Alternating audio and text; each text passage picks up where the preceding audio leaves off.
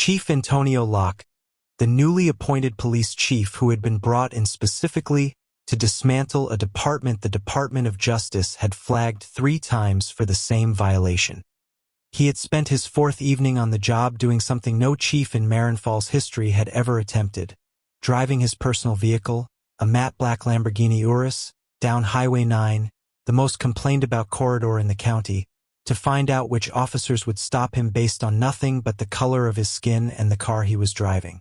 Officer George Doe, a 14-year veteran with 11 use-of-force complaints and a file full of ignored red flags, spotted the Lamborghini moving through his district and immediately activated his lights.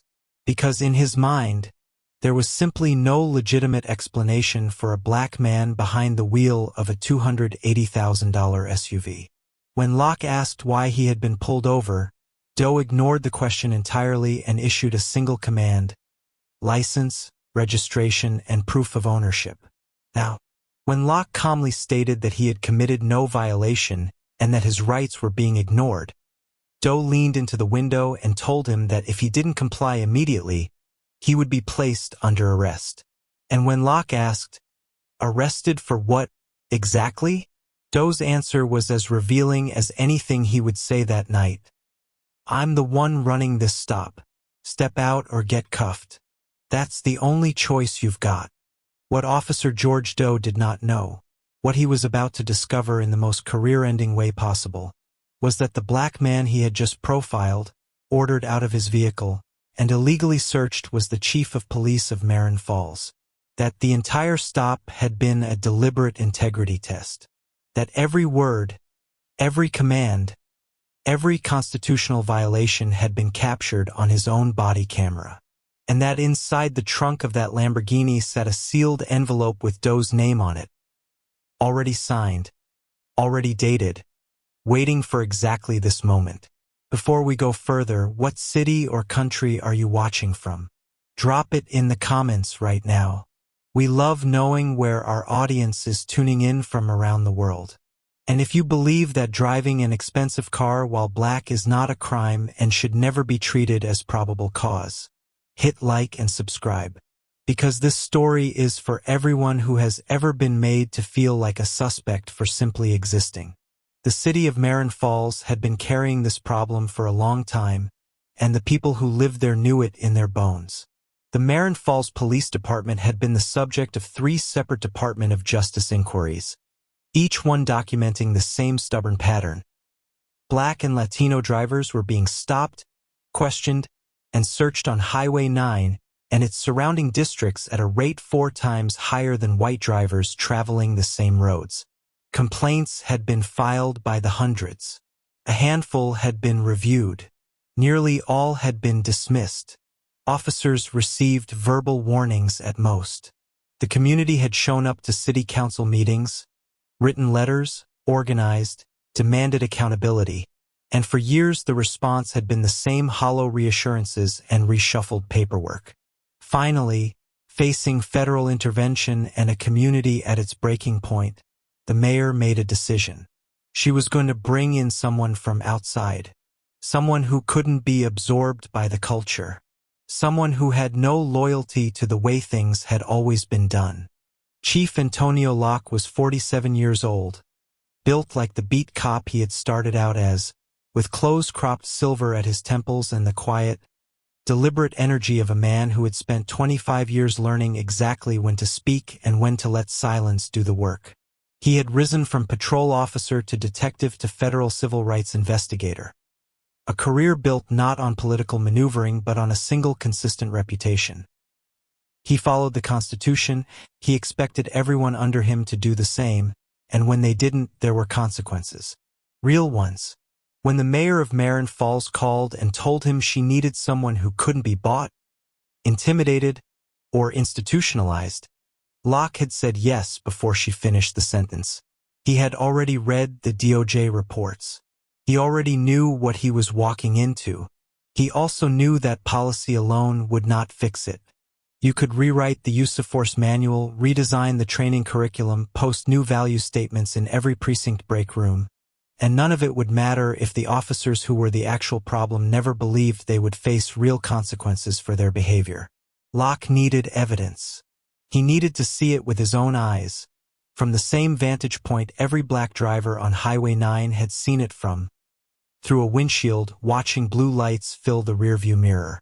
Locke had bought the matte black Lamborghini Urus 3 years earlier with money he had saved over 2.5 decades of overtime shifts, side security consulting, and deliberate, disciplined living. He drove it because he had earned it. He drove it down Highway 9 because it would tell him what no personnel file could. On the first evening, a patrol officer had pulled him over within 20 minutes. The officer approached professionally, asked for documents, and when Locke pressed him on the legal basis for the stop, the officer admitted honestly that he had no specific violation. The car had just seemed out of place. When Locke identified himself, the officer went pale, apologized immediately, and returned to his vehicle. Locke noted the name. No formal discipline. The officer had been honest. He had backed down when challenged, and he had not violated Locke's rights. That officer would receive remedial training and a conversation. Nothing more. The second evening, a different officer pulled him over near the industrial stretch of Highway 9 and asked similar questions in a similar tone. But the moment Locke stated that he was testing department protocols, the officer stepped back, returned his documents without further comment, and drove away. Another note. No formal acción. The officer had made a questionable stop but had course-corrected the moment it mattered. The fourth evening, Locke turned onto the stretch of Highway 9 that had generated more complaints than any other mile of road in the county. He set the Lamborghini to exactly the speed limit. He used his turn signals. He stayed perfectly centered in his lane. His hands were on the wheel. He was waiting. George Doe had been working this district for 9 of his 14 years on the force. He was the kind of officer who had learned early that there was a certain kind of stop his supervisors would never truly penalize him for, a stop based on instinct, on profile, on the kind of pattern recognition that was really just bias wearing a law enforcement uniform. His file reflected a man who had been flagged, reviewed, cautioned, and then returned to the street without meaningful consequence, over and over again. 11 use-of-force complaints. 3 civil suits settled out of court. A sergeant who had written in a performance review that Doe was aggressive in his approach but highly motivated. A department that had looked at all of that and decided it was somebody else's problem. That evening, Doe was running his patrol when the Lamborghini came into view. It was moving at the speed limit. It was in its lane. Its registration lights were functioning. There was no equipment violation, no erratic movement, no legal basis of any kind for a stop. But Doe saw a black man in an expensive car, and something in him that had never been properly corrected told him that picture didn't add up. He hit his lights. Locke saw the blue and red strobes fill his mirror and felt the sensation he had felt the first time this happened to him. At 16 years old, in his father's Buick, 2 blocks from his house. The same cold recognition, the same calculated breath. He pulled to the shoulder of Highway 9 with both hands visible on the wheel and waited. Doe approached the driver's side window with one hand resting on his service weapon. Not reaching for it, but resting on it, communicating the full vocabulary of that gesture to anyone paying attention.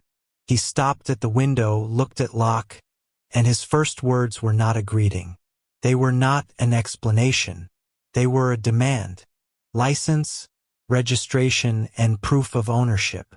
Locke looked up at him, voice even and precise. "Officer, can you tell me the reason for this stop?" Doe didn't answer. He repeated the demand, louder this time. "License, registration, and proof of ownership. Hand them over." Locke reached slowly and deliberately into his center console. Movements visible, narrated, unhurried, and produced his license, registration, and insurance. He passed them through the window. Doe took them and studied the license. The name read Antonio Locke. Doe had been in roll call when the new chief's name had been announced 4 days ago, but he had not been paying close attention, and he had certainly not been shown a photograph. He looked at the registration. The Lamborghini was registered to Antonio Locke at an address in a neighboring city. He looked back at the driver. "This your car?" Locke's voice stayed level. "Yes.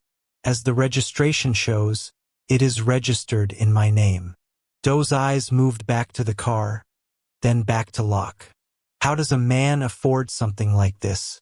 Locke's expression didn't change, but something sharpened behind his eyes. "That is not a question with any legal basis, officer. I'll ask you again, what specific traffic violation did you observe that justified this stop?" Doe didn't like it. In his experience, the people who quoted rights back at him were the people with the most to hide. He straightened up. "You're driving an expensive vehicle through this area. That's enough for me to check things out." Locke's voice remained completely controlled. "Driving through a neighborhood is not a crime. The make of a vehicle is not probable cause. So I will ask you one more time, what violation did you witness?" Doe's jaw tightened. "Step out of the vehicle." Locke did not move. "I am not exiting this vehicle without a lawful reason for this stop. You initiated contact without cause, and now you are demanding I exit. That is a violation of my Fourth Amendment rights." Doe leaned toward the window, and his voice dropped to something colder and more deliberate. "Get out of the vehicle or I will place you under arrest." Locke held his gaze. "Arrested for what charge?" Doe's answer was the answer that ended careers. "I'm running this stop. You either get out or you get cuffed. That's the only decision you've got to make right now." Locke looked at him for a long moment. Then he made a choice. He opened the door and stepped out slowly. Hands visible, movements measured. Voice raised just enough that the body camera clipped to Doe's chest would capture every syllable clearly. "For the record, I am exiting this vehicle under protest. I have committed no traffic violation. I have not consented to this stop. I am explicitly stating on camera that I do not consent to any search of my person or my vehicle." Doe ignored him. "Hands on the hood." Locke placed his hands on the hood of the Lamborghini. Doe patted him down. Found nothing. Stepped back and looked at the SUV. "I'm searching the vehicle." Locke turned to face him. "I do not consent to a search. You have no probable cause. I am stating clearly and on the record that I do not give consent." Doe's expression carried something that might have been contempt, or might have been the complete certainty of a man who had never once been stopped from doing exactly this. "I've got cause. Expensive vehicle, uncooperative driver. That's enough." Locke shook his head slowly. "Neither of those things constitute probable cause under the Fourth Amendment. This search is unlawful." Doe was already moving. He searched the interior glove box, console under both front seats. Nothing. He moved to the rear of the Lamborghini and popped the trunk. Inside, one sealed manila envelope, sitting alone in the center of the trunk, printed on official Marin Falls Police Department letterhead. Doe picked it up, turned it over, tore it open. He read the header. He read the subject line. He read the name of the officer to whom the action applied. And then, for the first time since he had activated his lights on Highway 9, Officer George Doe went completely still. The man standing 3 feet behind him with his arms folded across his chest and his eyes carrying the full weight of 25 years of law enforcement. The man he had just profiled, ordered out of his vehicle, patted down, and illegally searched, was the chief of police of Marin Falls. And the termination letter in Doe's hands had been signed 4 days ago. Antonio Locke had not stumbled into this moment. He had built toward it across 25 years of work that most people never see and few would volunteer for, the kind of career measured not in promotions or press releases but in the quiet accumulation of decisions made correctly when it would have been easier to look the other way. He had started as a beat cop in Atlanta at 22, walking districts that were underserved and over-policed in equal measure, learning early that the badge meant something different depending on which side of it you were standing on. He had been a good patrol officer, observant, disciplined, slow to escalate, and those qualities had eventually pulled him toward detective work, where he spent 11 years building cases that held up because he built them carefully, without shortcuts, without the kind of manufactured probable cause that he had watched other detectives treat as routine. When the federal government came looking for officers with both investigative experience and an unimpeachable record of constitutional adherence, Locke had been recommended by 3 supervisors independently. He spent 7 years as a federal civil rights investigator, reviewing the same kinds of departments, the same patterns of conduct, the same cycle of complaints and dismissals in communities that had stopped believing anything would change. He had seen it enough times to understand it structurally, not as the work of a few bad individuals, but as the predictable output of institutions that had never been forced to confront themselves. He was home in his kitchen on a Tuesday evening when the mayor of Marin Falls called. She did not spend long on pleasantries. She told him the Department of Justice had run out of patience, that the city council had run out of excuses, and that she needed someone with the record, the will, and the independence to do what 3 previous chiefs had refused to do. Then she said the words that settled it. "I need someone they can't buy, can't pressure, and can't wait out." Locke had set down his coffee and said, "Tell me when you need me there." He already knew what the files would show. He had already decided it wouldn't be enough to read them. The Lamborghini had been a decision he made slowly and without apology. 3 years ago, after 2.5 decades of overtime shifts, federal per diems banked instead of spent, and a personal discipline around money that bordered on monastic, Locke had walked into a dealership in Atlanta and written a check. Matte black exterior, black interior, every option on the build sheet. The salesman had been visibly uncertain about him until the check cleared. Locke had noticed. He had driven home in the Urus and thought about that uncertainty for a long time. He had earned the car the way he had earned everything, incrementally, methodically, and entirely within the lines. There was a paper trail for every dollar, because Locke had understood from his 20s that a black man in America who accumulated anything of value needed to be able to account for it completely. Not because the law required it, because certain people would require it of him specifically.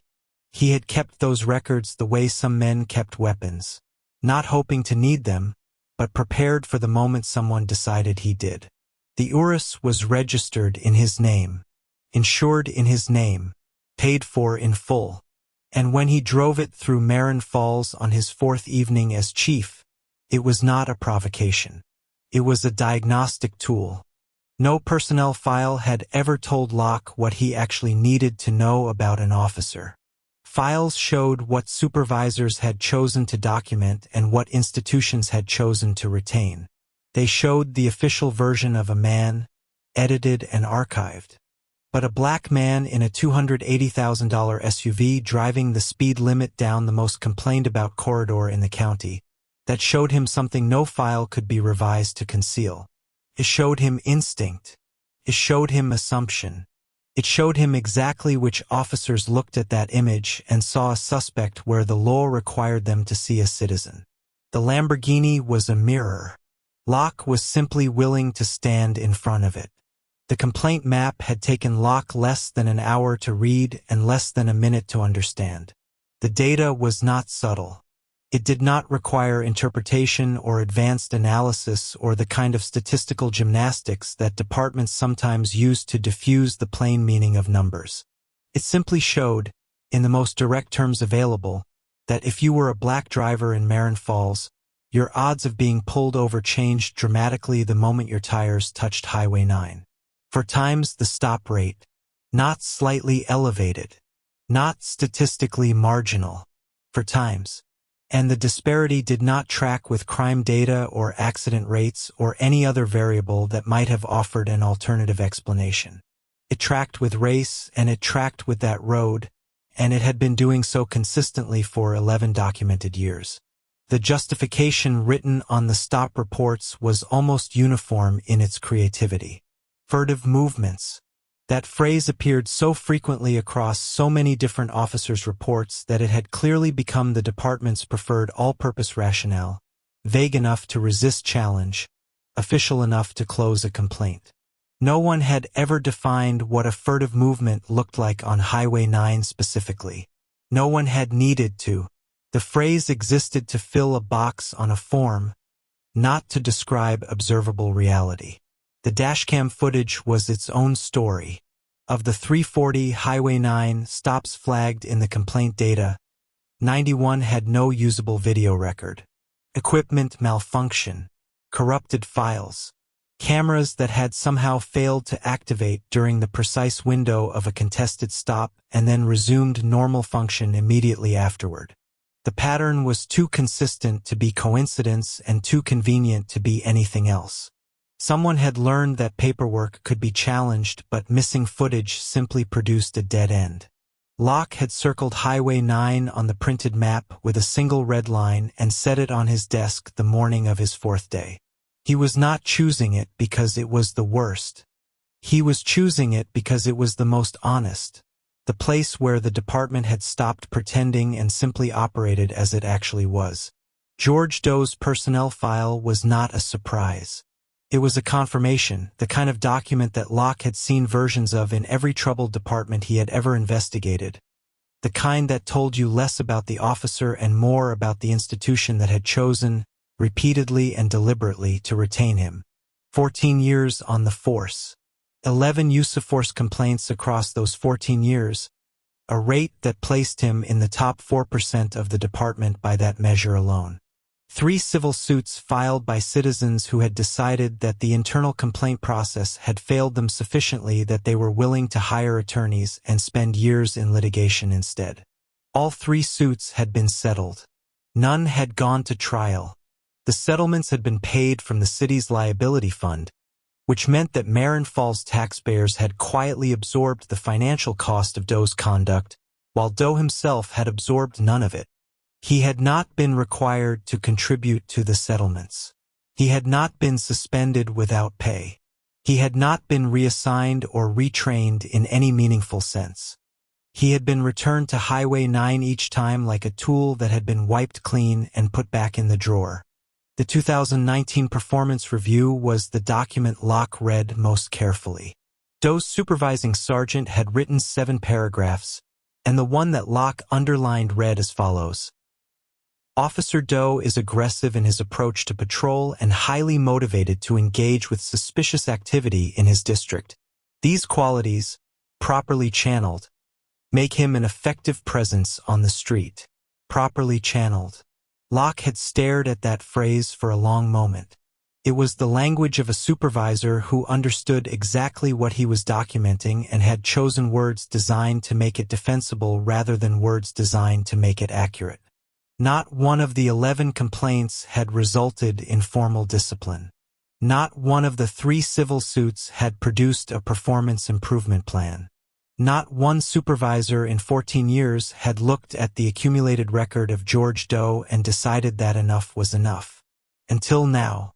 Doe was running his standard evening patrol on Highway 9 when the Lamborghini came into his sight line, and the sequence of what happened next would later be reconstructed in precise detail from his own dashcam footage. The same footage that, unlike so many before it, did not malfunction that evening. He clocked the Urus at 34 miles per hour in a 35 zone.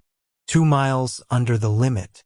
He ran the plates immediately the way any officer would, and the return came back within seconds. Registered clean, no flags, no warrants, no connection to any open investigation. The vehicle was legally owned, legally insured, and being operated by someone who was demonstrably obeying every applicable traffic law on the road at that moment. Doe hit his lights anyway. The reason he would later log on the stop report was suspicious lane positioning.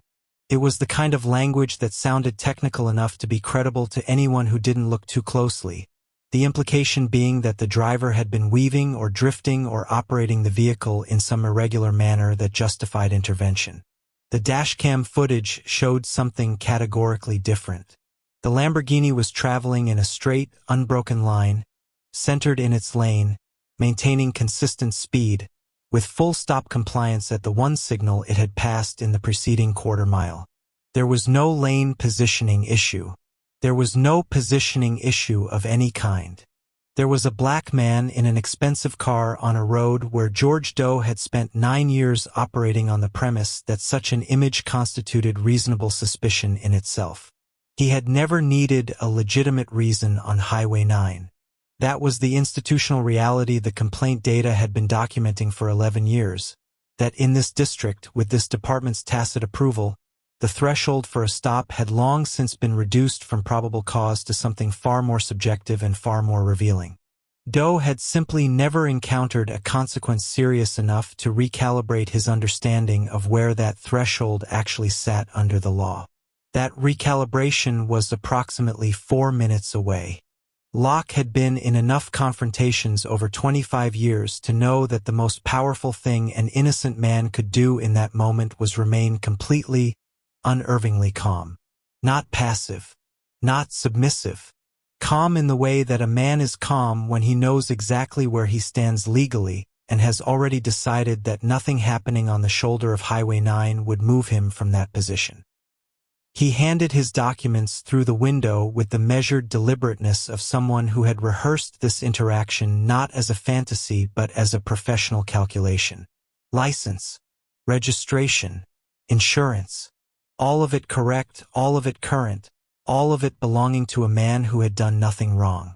When Doe took them and began the performance of examination, turning the license over, studying the registration with exaggerated scrutiny, Locke watched him with an expression that gave away nothing and recorded everything. When he stated clearly that he did not consent to any search of his person or his vehicle, he said it the way a constitutional law instructor says it, not as a plea, not as a challenge, but as a precise legal declaration made for the record and for the camera clipped to Doe's chest. He was not asking Doe to respect his rights. He was documenting, in real time and in his own voice, that those rights had been clearly and unambiguously asserted. When Doe told him to step out, Locke made a decision that required more discipline than almost anything else he had done that evening. He complied, not because Doe had the authority to demand it under these circumstances, but because Locke understood the architecture of what he was building. He needed Doe to take each step himself, freely, without provocation, without ambiguity. He needed the record to show a man who had been given every opportunity to stop, who had been told no at each threshold, and who had chosen at every single juncture to go further anyway. Locke stepped out of the Lamborghini with his hands visible and his voice raised precisely enough for the body camera to capture every word. He was not fleeing the situation. He was constructing it.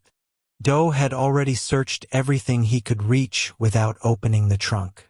The glove compartment had given him nothing. The center console had given him nothing. The space beneath both front seats had given him nothing. A reasonable officer, a constitutional one, would have recognized at that point that the stop had produced no evidence of any crime, that the search had been conducted without consent or probable cause, and that the only defensible course of action was to return the documents, issue no citation, and let the driver go. Doe moved to the rear of the Lamborghini and ordered the trunk opened. Locke reached back through the driver's door and released it without a word. He had already stated his objection for the record. He had already documented his non-consent twice over. There was nothing more the law required him to say, and nothing more he needed to say. The trunk rising on its hydraulic hinges was not a concession. It was the final step in a sequence that Doe was completing entirely on his own. The trunk was empty except for a single sealed manila envelope sitting in the center of the carpeted floor. No lagi, no bags, no clutter of any kind. Just the envelope, positioned with the kind of deliberateness that should have given a more self-aware man reason to pause. Printed across the front in clean block lettering were the words, Confidential, Officer Personnel Action, Marin Falls Police Department. Doe picked it up without hesitation, turned it over, tore it open, a warrantless search of a closed container, the third distinct constitutional violation of the stop, committed with the same casual certainty that had defined his entire career on Highway 9. He pulled out the document inside and began to read. The header carried the official seal of the Marin Falls Police Department. Below it, a subject line. Below that, a name. His name, George Doe. Badge number, assignment. And at the bottom of the page, above a signature dated 4 days prior, the words terminated for cause, effective immediately upon service of this notice. Doe looked up. Locke was already watching him. The silence on the shoulder of Highway 9 lasted exactly as long as Locke allowed it to. He watched Doe process the document in his hands, watched the sequence move across the man's face in the order it always moved across people when a certainty they had built their entire professional identity around collapsed without warning. Confusion first, then a reaching, desperate rereading, then the particular stillness of a man who understands, fully and finally, that there is no version of the next few minutes that ends well for him. Locke reached into the interior pocket of his green bomber jacket and produced his credentials. He held them open in front of Doe with the same unhurried steadiness he had maintained since the moment the blue lights had appeared in his rearview mirror. Chief Antonio Locke, Marin Falls Police Department. Appointed 4 days ago. He gave Doe a moment to look at them. Then he took his phone from his pocket and called for a supervisor. The sergeant arrived 11 minutes later. He pulled onto the shoulder behind Doe's cruiser and approached the scene to find a situation that took him several seconds to fully assemble. A man in a green bomber jacket standing beside a matte black Lamborghini, holding open a credentials wallet, and an officer standing several feet away still holding a torn manila envelope with an expression that had gone completely vacant. Locke turned to the sergeant and did not raise his voice. He did not need to. He spoke with the quiet, absolute authority of a man whose next words had been earned across 25 years and were 4 days overdue in this department specifically. This officer conducted an unlawful stop, an unlawful order to exit the vehicle, and an unlawful warrantless search of a closed container, all without probable cause and without consent, all documented on his own body camera. He is relieved of duty effective immediately. He handed the sergeant a card with Doe's badge number written on it. The termination letter was already signed. It had been signed 3 days ago, before Locke had ever turned onto Highway 9, because he had read the file and the file had told him everything he needed to know. The only question had been whether Doe would prove it true. He had answered that question thoroughly. The body camera footage was released to the public 47 hours after the stop, and it did what footage of that clarity and completeness always does when the institution releasing it has nothing left to hide. It traveled. Local news picked it up within the hour. National outlets had it by evening. By the following morning, the image of a broad-shouldered black man in a green bomber jacket standing with his arms folded beside a matte black Lamborghini, watching a police officer read his own termination letter, had become the kind of still frame that people share because it compresses an entire argument into a single image. Doe's union filed for arbitration within 2 weeks, which was their right and Locke had expected it. The case was heard over 3 sessions. The union's argument rested on procedural grounds, that the termination had been predetermined, that the stop had been engineered to produce a specific outcome, that their member had been set up. The arbitrator reviewed the dashcam footage, the body camera footage, the stop report, the complaint history, the civil suit settlements, and the 11 years of documentation that the department itself had produced and filed and then declined to act upon. The arbitrator ruled in the department's favor on every count.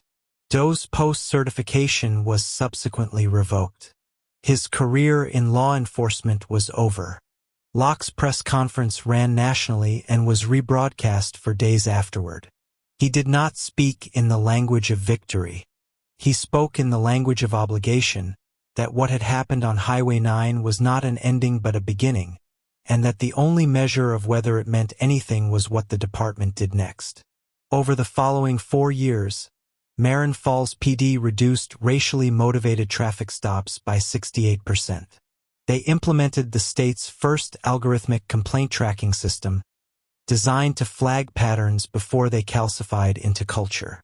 6 additional officers separated from the department following audits that Locke's reforms made possible. The DOJ closed its investigation. Other departments from across the South began sending representatives to study the model, reluctantly in most cases, but they came. It had started with a drive down Highway 9. It had started because one man understood that accountability is not a document you file. It is a decision you make and then you get in the car. Antonio Locke never regretted the test. He had identified an officer who was violating rights, and he had removed him before he could harm anyone else. That was his job, and he did it without apology. If you believe a black man should be able to drive his own car without being racially profiled, even by his own officers, share this story. What reforms do you think police departments need to eliminate racial bias in traffic stops? Drop your answer in the comments below. And if this reminded you that accountability must start at the top, and that chiefs who ignore patterns are the reason those patterns survive, subscribe. Because we are not stopping until every officer in every district understands what Antonio Locke proved on the shoulder of Highway 9. That the Constitution is not a courtesy extended to some citizens on good days. It is the law. It applies to everyone, including the boss.